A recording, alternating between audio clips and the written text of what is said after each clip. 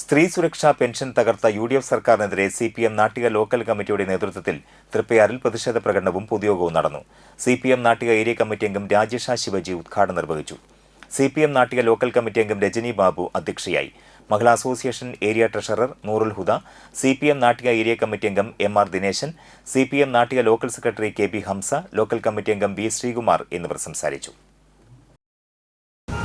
വിസ്മയങ്ങൾ പോക്കുന്ന ഇരുണ്ട കാലഘട്ടത്തിലേക്ക് പോകാൻ അധികം സമയം വേണ്ടിയൊന്നില്ല.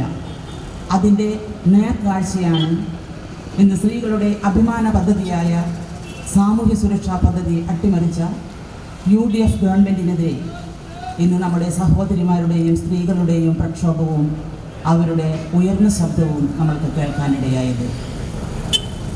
സ്ത്രീകളുടെ സാമ്പത്തിക സുരക്ഷയും അതുപോലെ തന്നെ അവരുടെ ജീവിത നിലവാരവും മെച്ചപ്പെടുത്തുന്നതിന് വേണ്ടി ക്ഷേമ പദ്ധതികൾ ശക്തിപ്പെടുത്തുന്നതിന് പകരം ഉണ്ടായിരുന്ന പദ്ധതികൾ ഇല്ലാതാക്കുന്ന UDF ഗവൺമെൻറ് നയങ്ങൾക്കെതിരെയാണ് ഇന്ന് നമ്മൾ ശബ്ദമുയർത്തുന്നത്.